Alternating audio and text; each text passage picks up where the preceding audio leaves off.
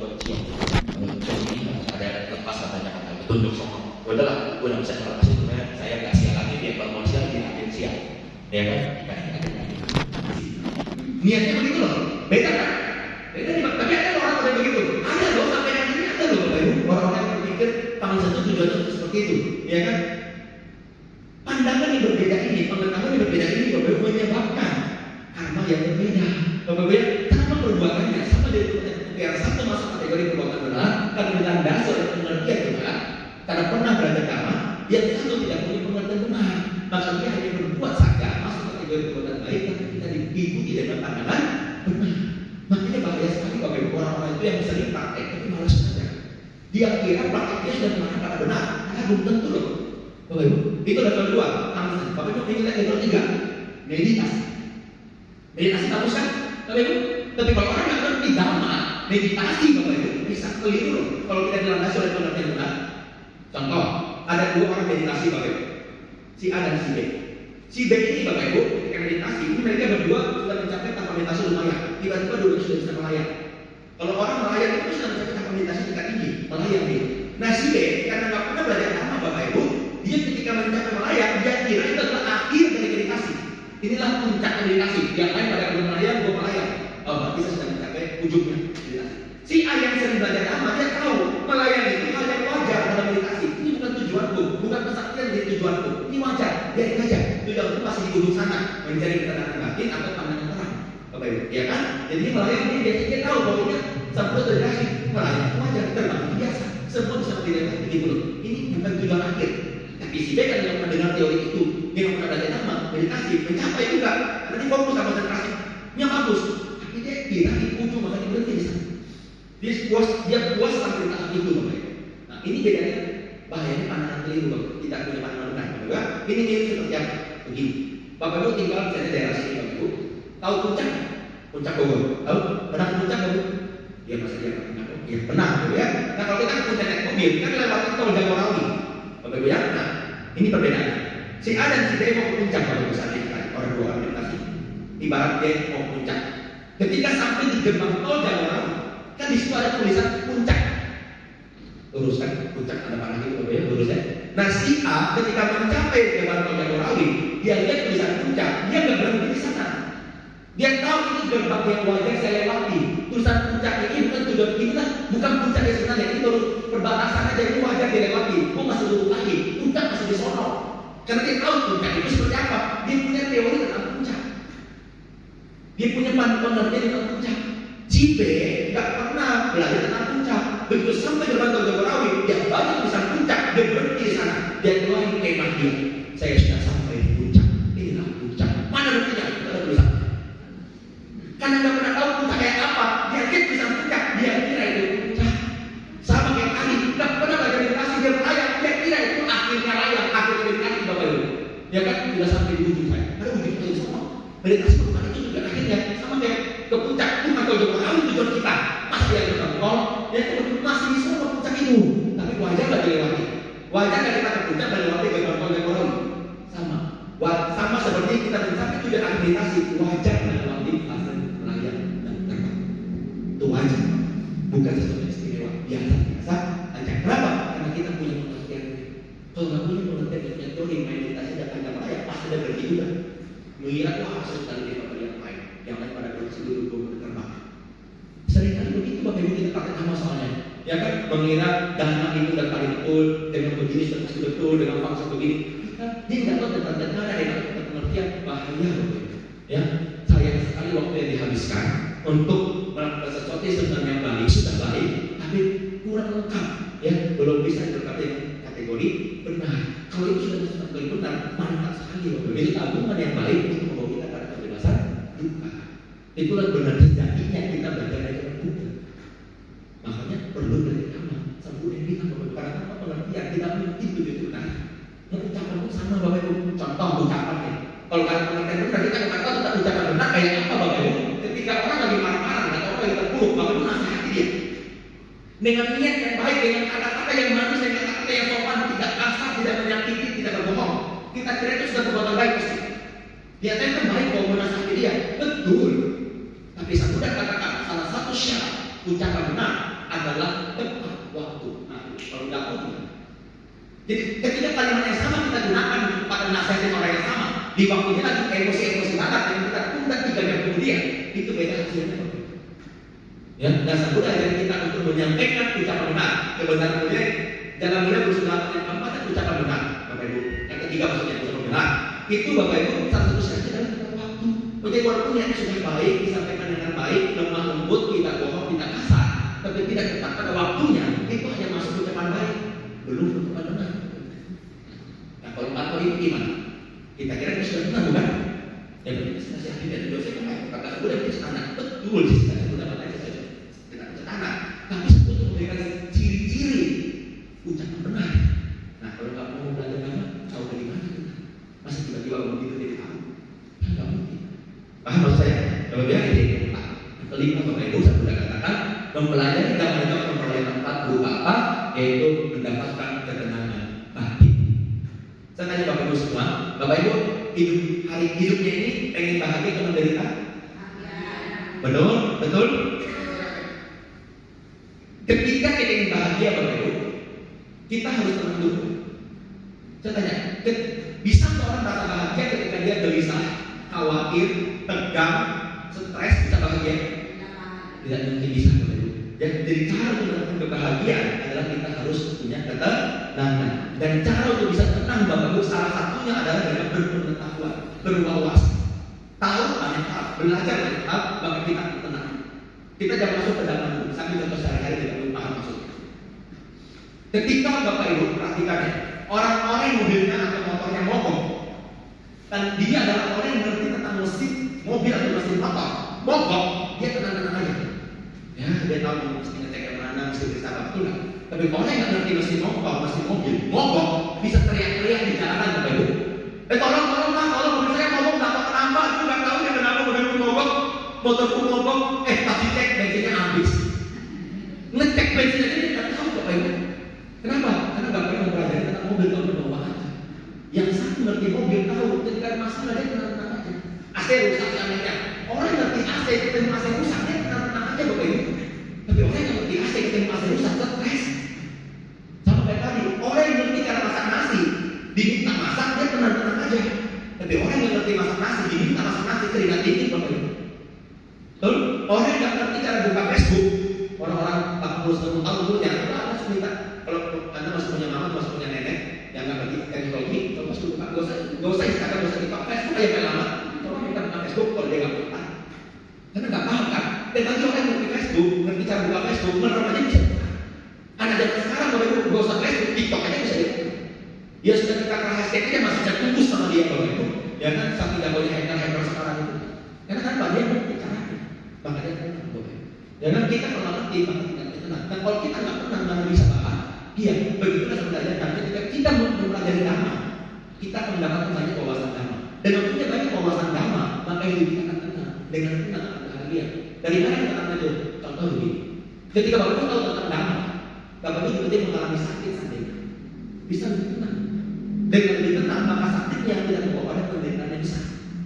Contoh, ada sakit. Jangan tidak bilang, tapi semua orang juga masih sakit.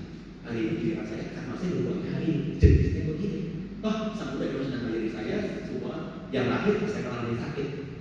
Kita tahu juga lalu anak kita mungkin terus kekal semua yang akan pasti akan berubah dan berlalu termasuk sakit. Dan karena dia tahu itu, walaupun sakitnya sakit berat, Bapak Ibu, dia bisa tenang hadapi. Ada kan orang-orang sedang kankernya sampai stadium tinggi, tapi karena dia mengerti dhamma, dia hidupnya lebih tenang Bapak Ibu.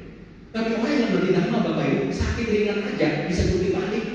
Bapak Ibu, baru demam biasa aja, kalau dia mengerti dhamma teriak-teriak di rumah sakit, aduh sakit, aku mati aja, aku mati.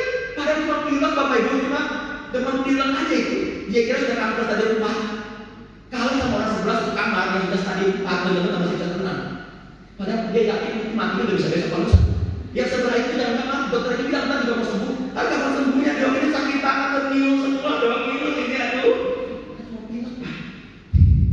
Kenapa? Gak ngerti dhamma Bapak Ibu. Dia gak ngerti bahwa segala sesuatu dia tidak jadi karena karmanya sendiri. Dia juga ngerti bahwa ini akan berlalu. Maka dia menyalahkan semua orang.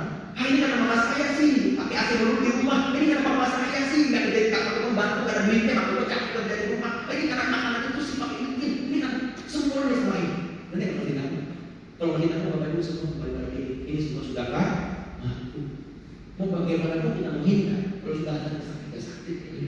Betul? Ya kan tidak perlu banyak pikiran. Kenapa bisa terjadi berbeda? Karena wawasannya berbeda. Yang satu sering belajar agama, maka hidupnya lebih tenang ketika ada masalah yang berat. Yang satu tidak pernah belajar agama, masalah ringan aja dia nggak pernah. Apalagi masalah berat. Betul Bapak Ibu?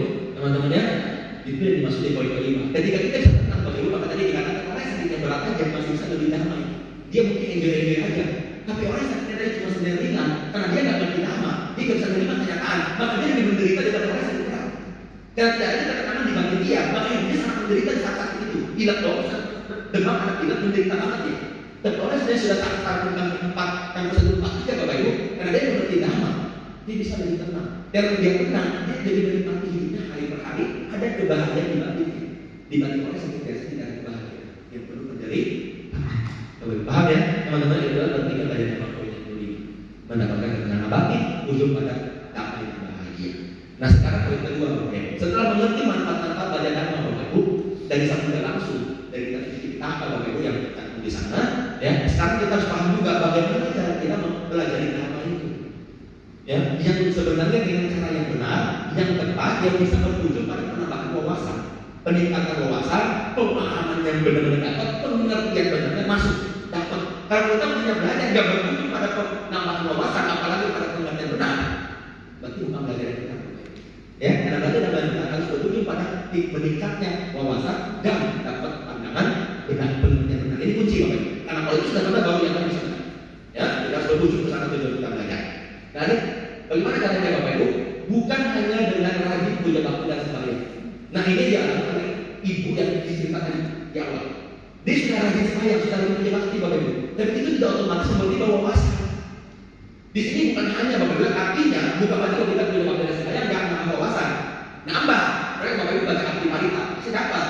Tapi bukan hanya dengan begini, tiba-tiba kita paham amat. Enggak Bapak Ibu, nggak cukup hanya dengan rajin parita, rajin sembahyang, puja bakti itu. Tiba-tiba kita memahami seluruh ajaran Buddha. Enggak, saudara katakan enggak cukup Bapak Ibu ya, seperti ini. Tapi ini memang ada manfaatnya enggak? Ada manfaatnya Bapak Ibu ya. Apalagi kalau Anda sampai memahami arti dari setiap parita. Kita aja hafal juga. Hafal paritanya, isinya ada. Begitu. Tadi Bapak Ibu ada baca. Pujaja pujaniana entang manggala utama. Coba artinya. Ini kalau baca dan cermat dan etok Bapak Ibu. Ya kan? Bahkan Anda yang baca, Anda baca kan kayak artinya. Saya dengar, Anda juga baca artinya loh kata di sini. Saya tanya cepat aja. Pujaja pujaniana entang manggala utama artinya 5, 4, 3. Nah, kalau itu nggak artinya, gimana bisa praktek? Betul? Bapak Ibu ya, makanya bukan dari kita punya bakti langsung paham kan? Ada yang paling pertama tadi ada asewana sabalana, tandikan asewana, entang manggala utama artinya. Padahal tadi Bapak Ibu juga yang baca, Bapak Ibu baca yang artinya, baca juga artinya. Anda juga yang baca tadi, sudah setiap minggu lagi bacanya. Tapi kalau kita nggak paham, bagaimana praktek? Nah, ini sebenarnya sudah bukan hanya dengan rutinitas kita berpuja bakti, otomatis paham enggak? Itu juga dalam kehidupan itu dalam cerita itu. Rajin kebiasaan selama belasan puluhan tahun, tapi nggak tahu kejadiannya pertanyaan dasar. Ya, jadi bukan hanya dengan begini. Yang kedua, bukan juga dengan hanya sekedar menghafal kitab suci. Jadi ada yang mengira dengan menghafal isi kitab suci pasti paham agama, pasti punya pengertian benar. Itu juga sebenarnya enggak. Jadi kalau Bapak Ibu contohnya hafal betul isi parita, pasti paham enggak artinya? Belum tentu. Saya yakin kalau Anda yang pengen lah, Sangga Musati, pasti Bapak Ibu sudah hafal. Bapak Ibu, dia kan Sumpati Panon itu sudah ada itu. Dan yang Sangga Siswa Sambagawa telah bertindak baik, Sangga Siswa sudah tidak lurus, benar patut. Itulah Sangga Siswa Sambagawa. 4 pasang makhluk terdiri dari 8 jenis makhluk suci dan seterusnya. Betul? Nah, saya tanya, Anda apa kan? Saya tanya, apa itu 4 pasang makhluk dan 8 jenis makhluk suci? Antotan ini, Bambang dan Santi, atau siapa dia Bapak Ibu? Nah itu topikannya saya bahas nanti ya. Kalau ini saya bahas juga habis dalam topik Bapak Ibu ya. Tapi itu dipahami, karena itu ada bedanya hafal dengan paham. Ada orang baca, tapi itu sudah nggak lihat, langsung itu Bapak Ibu.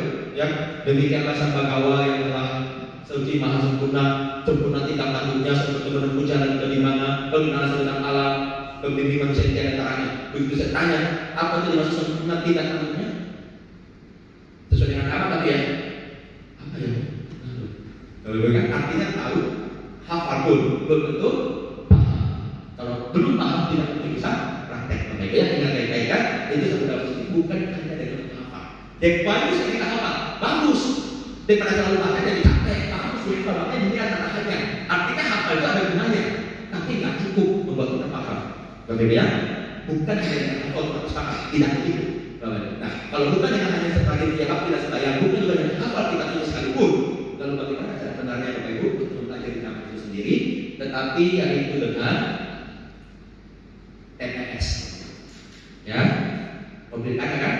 TPS, ya, soal prosesnya. Buka, ya, dan kamu mengingat, jadi ada 3 cara Bapak Ibu untuk belajar nama yang dikenal dengan nama TPS, Bapak Ibu, tempat pemungutan suara. Bukan, ya. Enggak, bukan itu artinya ya, yang itu diulang-ulang tidak. Tadi belajar apa dari petani di wihara, tempat pemungutan suara. Bicara kampanye saya, karena enggak. TPS itu jaga pendidikan. Apa itu TPS Bapak Ibu? Pertama, cara belajar dhamma yang pertama Bapak Ibu yang sesuai dengan dhamma itu sendiri, yaitu dengan teori, praktek, selesai. Ya, teori, praktek, selesai. Teori, praktek, selesai. TPS. Apalagi TPS ya? Oke, kita mulai dari yang pertama. T. Apa yang maksud dengan teori Bapak Ibu? Jadi satu kita pelajari. Untuk belajar dhamma level 1 namanya pariyati dhamma. Pariyati dhamma itu adalah mempelajari teori dhamma. Kan teori T namanya. Ya, jadi Anda atau kita Bapak Ibu untuk belajar dhamma level 1 itu harus dari fondasi. Di Bapak Ibu bangun rumah, nggak bisa tiba-tiba bangun lantai 2. Harus ada fondasi. Sama, sebelum kita masuk praktek, apalagi mencapai hasil praktek, Bapak Ibu harus ada teori.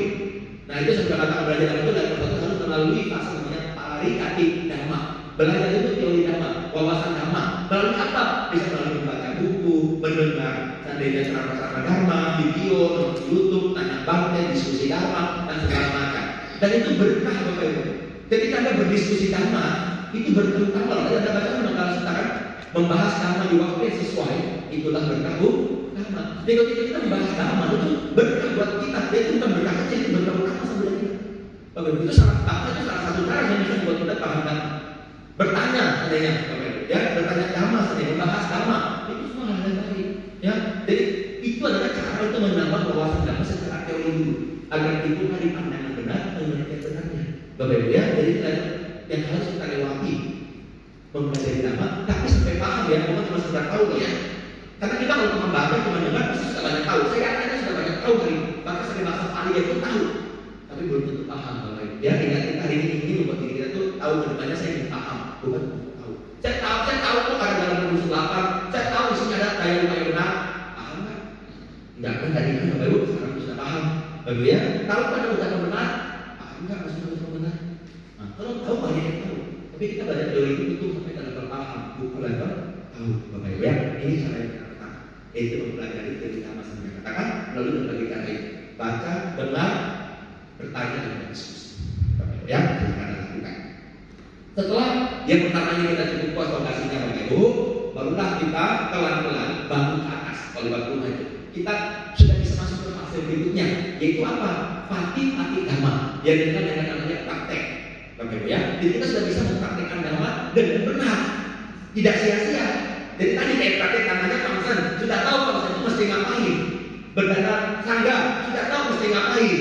Yang benarnya meditasi, tahu mesti ngapain, tahu patokannya, tahu caranya, tahu indikatornya, tahu urutannya, tahu nilai hasilnya seperti apa. Karena kita punya pegangannya, punya patokannya Bapak Ibu. Ya, punya wawasan yang dipahami, maka ketika kita praktek, kita tahu kita di jalur benar atau jalur keliru.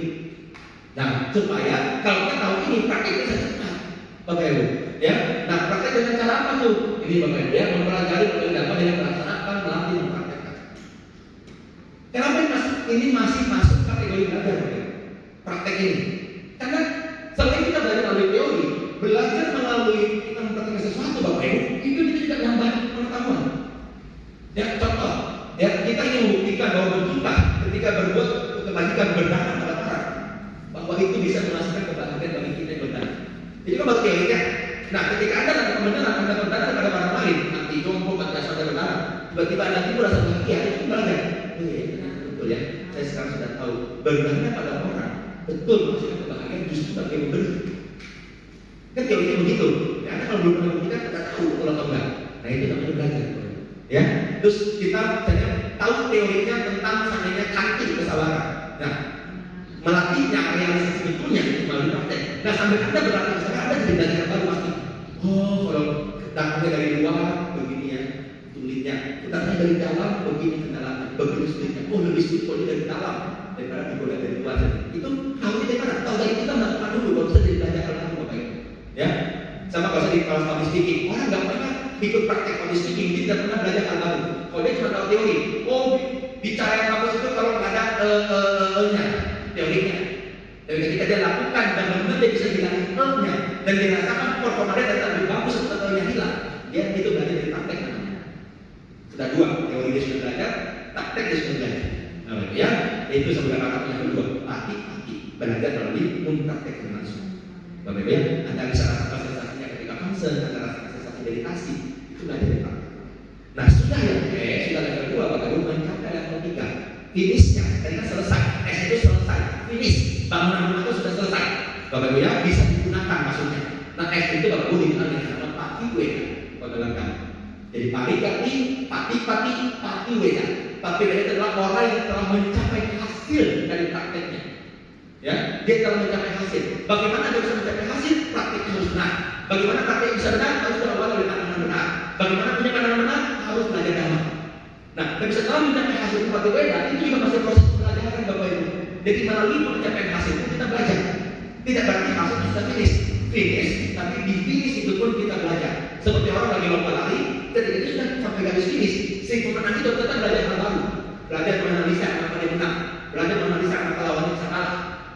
Kita jadi rumah terus terjadi, kita pasti sudah tinggal kita masih belajar bagaimana merawat rumah, bagaimana belajar saja bagaimana rumah ini bisa digunakan sesuai dengan fungsinya, bagaimana rumah ini agar tidak mudah merubuh kembali. Itu kan belajar kembali sudah di mana sudah selesai. Bapak Ibu kan disebut belajar melalui Patiweda, yaitu pengalaman dan realisasi. Jadi ketika kita sedang meditasi, Anda mencapai hasil meditasi jana. Orang yang mencapai jana itu dia belajar lagi tuh di dalam jana itu. Ini tuh namanya jana. Ini kan dulu pernah saya baca teorinya jana itu sensasinya begini. Oh ini tuh rasanya. Ini tuh yang saya capai. Ini tuh. Orang yang mencapai sucian mana saja atau arahan. Kan dia tahu teorinya. Tapi sedang praktek itu mencapai arahan. Praktek mati. Ketika dia mencapai arahan, dia akan belajar lagi yang baru. Oh ini tuh kedamaian seperti ini yang dirasakan oleh para suciwan. Ini alasannya karena kita sudah mencapai ini ternyata. Kenapa sudah mencapai arahan? Karena ini yang kita rasakan. Ini yang mereka belum orang-orang belum tahu ya. Karena seindah ini, senyaman ini belajar dari realisasi. Paham Bapak Ibu ya? Jadi kita nggak bisa merasakan itu, belum bisa merasakan belajar dari hasil kalau kita belum mempraktekkan. Kita tidak bisa belajar dari praktek tanpa teori. Jadi ini urutan teori yang benar, teori bisa benar, belajar benar, masuk ke praktek pun belajar. Bapak Ibu belajar ini sampai praktek. Nah sampai di hasil itu Bapak Ibu mempelajari pengalaman. Bapak Ibu yang pernah mungkin pengalaman dapat masalah, Anda kan dapat masalah atau dapat keberhasilan, Anda pasti belajar lagi dari keberhasilan itu. Oh, toko dulu, toko saya satu, saya dengan pengalaman ini bisa ke toko kedua. Karena Anda belajar sesuatu yang baru, maka Anda akan lagi toko kedua, yang bisa menjadi toko ketiga. Nah itu namanya Anda sudah belajar dari pengalaman, sudah belajar dari hasil. Bapak Ibu ya, karena Anda sudah belajar toko pertama di kalau dengan tepat, oh cara lulus karyawan begini, yang berpajak begini, yang tutupnya begini. Dan ini sudah menghasilkan sesuatu, sudah bisa menjadi toko kedua. Berarti kalau saya pulang pola yang sama, berarti bisa menghasilkan. Nah begitu kita Anda belajar dari pengalaman, ya itu namanya Patiweda. Mencapai hasil, kalau dari hasil itu kita belajar. Ini level tinggi, ya makanya mulai dari fondasi dulu. Kalau kita belajar fondasi, belajar teori, ya. Nah itu Bapak Ibu poin kita pada hari ini. Kita masuk pada kesimpulan materi kita pada malam hari ini, Bapak Ibu teman-teman sedama.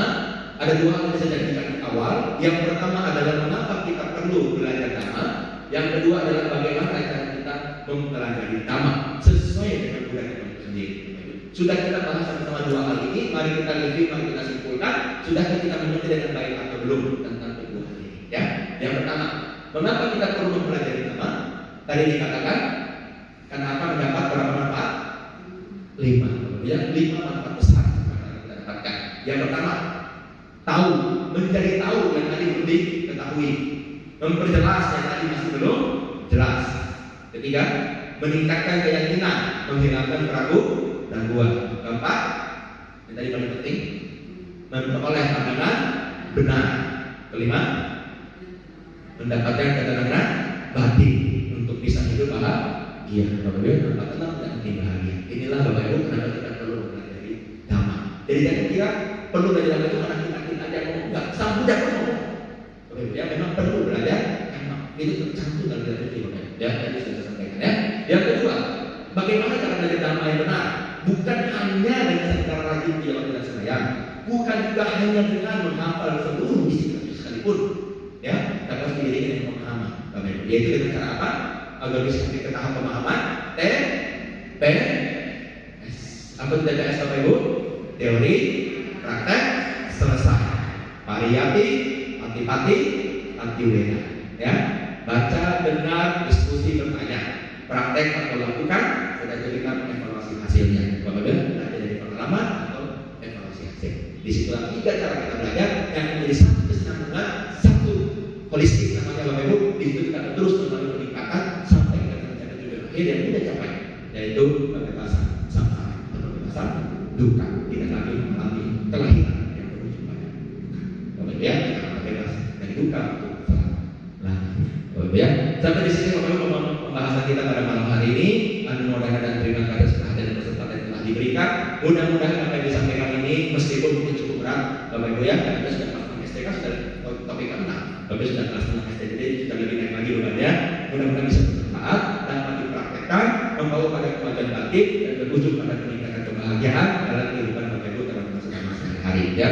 Dan apa yang kita bahas hari ini, jika memang ada yang masih kurang jelas, masih membingungkan Bapak Ibu boleh bertanya kepada saya lewat WhatsApp, lewat telepon, lewat Instagram, ya silakan Anda boleh hubungi. Mudah-mudahan pertanyaan Anda itu saya tahu jawabannya dan bisa membantu memberikan gambaran supaya tidak ada keraguan, tidak ada kebingungan yang kita lihat dalam proses belajar kita ke depan. Bapak Ibu, jadi Anda harus wajib bertanya kepada narasumber siapapun. Kalau ada kurang tanyain Bapak Ibu, ya. Kalau dia tidak tahu, dia akan tahu. Kalau kita sama-sama bertumbuh dan berkembang, ya jangan apa disimpan nanti kita tidak akan sama-sama, bahkan bisa tersesat kepada salah atau keliru, sehingga seluruh praktik kita bisa menjadi sia-sia atau hanya membuang waktu. Bapak Ibu ya, tidak akan menghasilkan kemanfaatan apa.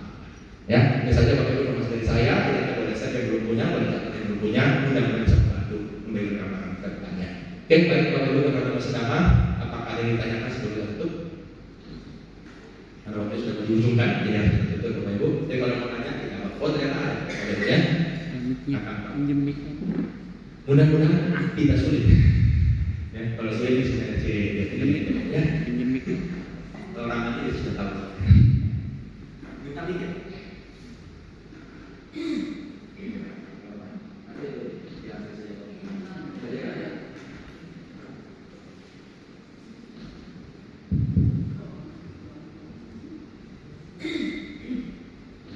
Tergantung pertanyaannya. Kalau pertanyaan jawabannya cukup panjang, saya jawab pribadi. Kemudian pertanyaannya ini, di rumah saya kan banyak tikus.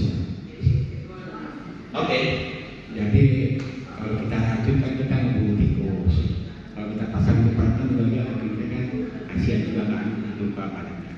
Kemudian saya pasang lem tikus. Yang ditarget itu tikusnya. Tapi yang pertama kena itu nyamuk dulu.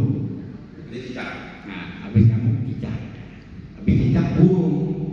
Karena burung melihat ada cicak ya kena juga di situ. Nah terakhir kena tikusnya.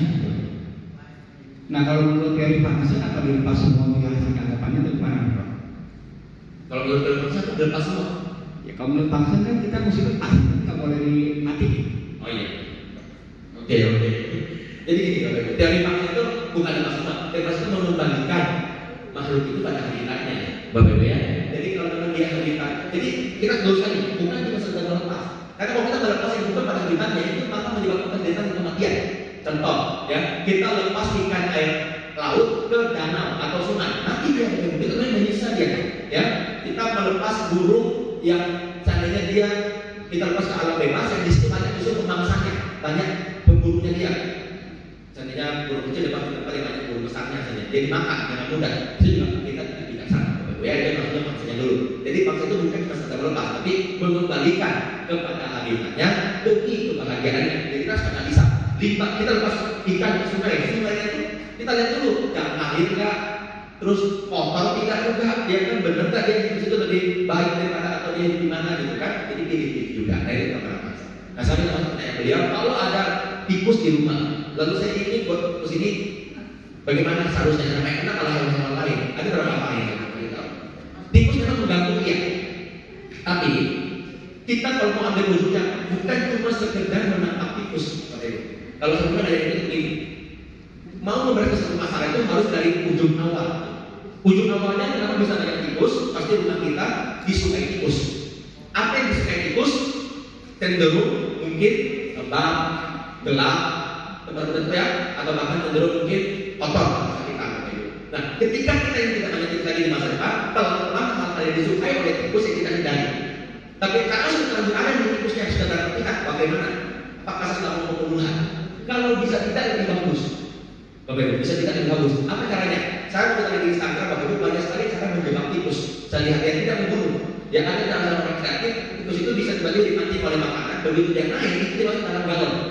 Galon itu nggak ada apa-apa. Nanti kita tidak lihat, kita sudah tahu cuma ada berapa ayat di galon, terus ada kita tinggal lepas Bapak Ibu ke tempat lain. Ya kan? Kita lepaskan secara hidup-hidup.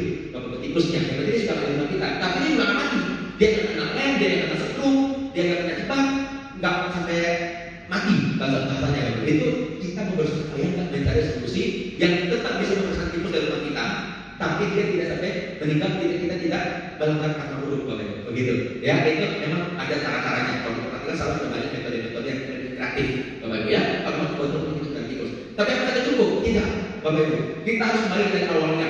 Saya udah bilang, Bapak Ibu ya. Selalu harus membereskan sebuah ujung masalah. Kalau kita cuma beres belakangnya dan banyak tidak, Bapak Ibu, itu terus akan bertumbuh, terus akan berulang. Makanya saya sudah bilang untuk bisa berbeda juga harus potong akarnya yang tanam. Sama persis, Bapak Ibu. Semua masalah begitu. Kita cuma beresin di ujungnya. Ininya kita akan beresin akarnya, dia tumbuh lagi. Nah, soal tikus ini sudah terlanjur banyak. Kalau tidak mau sampai terjadi pembunuhan apalagi makhluk lain yang mati, termasuk orang lain, coba ganti caranya. Coba cari-cari tahu. Karena sekarang mulai bisa lihat. Dan itu bisa nanti cukup banyak. Karena begitu lihat temannya di dalam galon, itu yang lain nyusul. Ngejar kayak yang sama, minjak masuk lagi, minjak masuk lagi. Ada yang pakai galon, yang pakai ember, yang pakai banyak jenis. Banyak modelnya, tapi nggak mati punya. Kemudian setelah itu kita bawa pergi buang sana. Tapi dari segi baik awalnya kita pastikan coba cari tahu juga bagaimana agar tikus tidak suka. Termasuk memberikan zat-zat tertentu yang tikus itu tidak suka. Jadi dia tidak mati karena saat itu, jadi dia tidak mendatang. Sama kayak semut, Bapak Ibu. Ya kan ada orang pakai penghalang semut, bukan semutnya akan mati ketika ketemu itu, tapi dia tidak suka aromanya, dia tidak datang. Bukan kita membunuh dia, tapi mencegah dia datang. Akhirnya tidak ada yang membunuh, Bapak Ibu. Lain dengan kita benar-benar membunuh, ya. Jadi pastikan di dalam isolasi lagi, yang sudah terlanjur ada coba cari cara yang tidak menyebabkan makhluknya lebih berat, Bapak Ibu. Kalau bisa dia tidak mati. Kedua, ya kita cari pencegahan awal dengan membatasi dari segala hal yang tidak disukai oleh hewan tersebut. Ketiga pasti akhirnya, ya buat rumah itu tidak lagi disukai oleh tikus, terutama dalam hindari sebab-sebab primer. Bersihlah, ya. Kayak lalat itu nggak mungkin datang ke banyak wangi, Bapak. Lalat tidak mungkin datang ke banyak wangi. Anda maksa punya di sana kayak ya. Ini kalau ruang itu bau parfum, bau wangi, itu lalat nggak suka besar tangannya. Jepang kalau di satu banyak sampah, pasti lalat. Jepang itu cuma musim lalat hari ini, modelnya kita sama, tapi besok datang lagi lalat yang lain. Karena memang itu favoritnya dia. Kan cara mengundang lalat. Kalau ada yang mengundang bulu, bangun taman kan begitu bahasa kita, ya kan? Begitu juga cara menghindari tikus, pasti sudah sebagai apa dia suka di sana. Tapi itu nggak mudah, maka harus kita tiga macam. Mudah-mudahan dipahami ya. Tapi kalau pilihannya berwujud tetap harus membasmi, ya itu pilihan pribadi. Kalau ya, paling tidak saya sebagai wanita tidak menyarankan membasminya. Harus seperti itu. Karena memang masih ada kebetulan cara yang lain.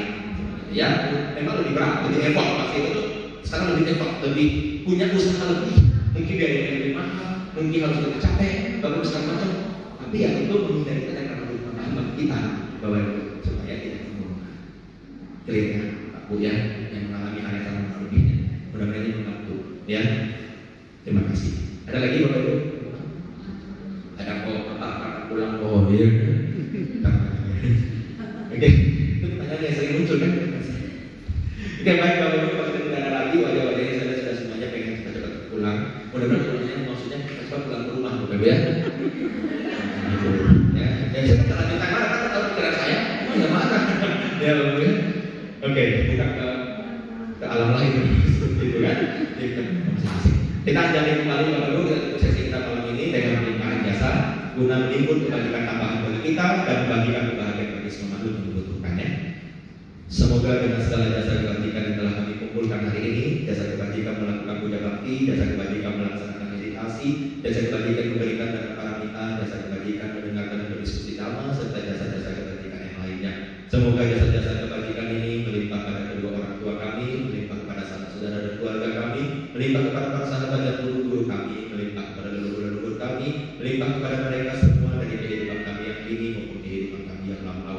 Juga melimpah kepada makhluk-makhluk yang berada di tempat ini, melimpah kepada makhluk-makhluk yang berada di sekitar tempat ini, melimpah kepada semua makhluk di mana berada. Semoga semua makhluk mendapatkan kebahagiaan, semoga semua makhluk mendapatkan kedamaian, semoga semua makhluk mendapatkan ketentraman, semoga semua makhluk mendapatkan keharmonisan, semoga semua makhluk mendapatkan kesehatan, keselamatan, kesejahteraan, dan kejayaan. Sabe sata bawatu sukitata, semoga semua makhluk hidup berbahagia. Sadu, sadu, sadu. Ya, demikian sekali lagi Bapak Ibu teman-teman sedama pesan-pesan nama pada malam hari ini. Anugerah dan terima kasih atas kesempatan perhatian dan undangan yang diberikan. Mudah-mudahan apa yang disampaikan ini dapat bermanfaat, dapat dipraktekkan dan membawa berkah bagi kehidupan kita masing-masing. Juga saya doakan semoga Bapak Ibu teman-teman sedama senantiasa dalam kondisi sehat, selamat dimanapun berada, terhindar dari segala macam malapetaka, mara bahaya, bencana, musibah, penyakit dan kesulitan apapun. Semoga semua senantiasa hidup harmoni bersama keluarga tercinta dan senantiasa sukses dalam karir maupun usaha masing-masing. Semoga kita berjumpa lagi dalam kesempatan dalam momen berbahagia dan sehat seperti pada malam hari ini. Selamat malam dan terima kasih dalam dhamma. Berpujilah Sang Buddha, Sotihotu, Namo Buddhaya.